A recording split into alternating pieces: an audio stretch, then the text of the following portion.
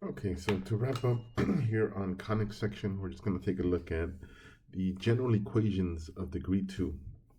Right, so here we have an equation. This is general form: ax squared bxy plus cy squared plus dx plus cy plus f, right?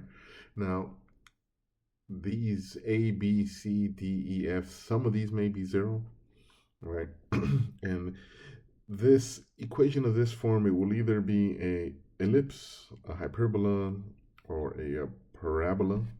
Right now, if b is not 0, then we have, or we're going to have, our rotated axes. Right, so far when we're dealing with parabolas, hyperbolas, ellipses, the axes have been either the x or the y axis or parallel to them. But when this value is non-zero, then we're kind of in this situation, right? Think of this as a rotated ellipse, right? You see the equation there. Right, and here you can see there are no linear values for x or linear values for y, right? So just looking at that equation right there, don't necessarily all have to be non-zero values, right? But b not equal to 0, right, means that we have a rotated axis. Now, depending on what these coefficients are, right, so there's 3 possibilities, right? So the way we determine from just the equation, right, without having to solve for anything or manipulate the equation anyway, is we look at what the discriminant, right? The discriminant is going to be 4 AC minus b squared. And if this value is bigger than 0, then we have an ellipse. If the value is equal to 0,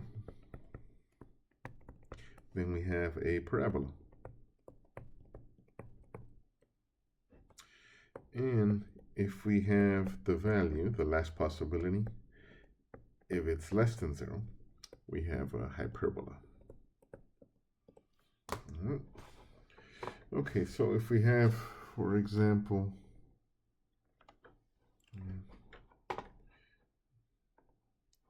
let's say the equation here.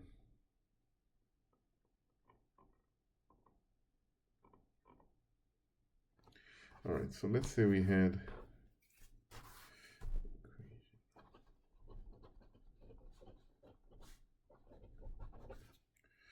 okay.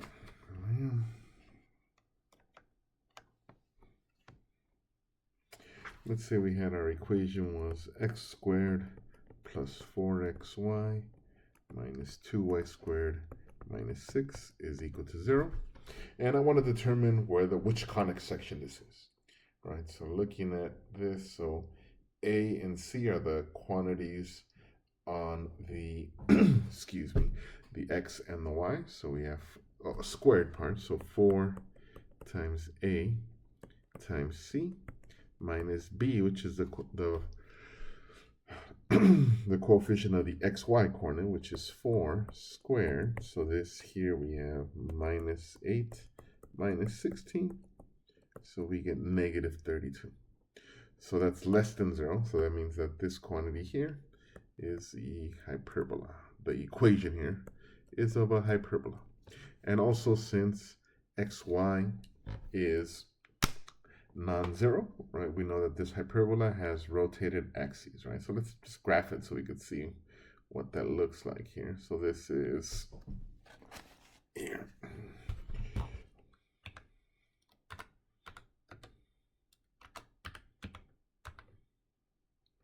xy minus 2y squared minus 6 equals to 0.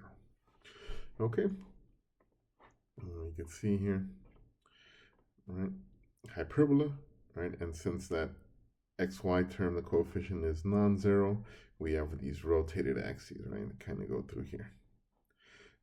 Okay, all right, so that's how we use the discriminant here to just determine from the coefficients whether we're dealing with an ellipse, a hyperbola, or a parabola.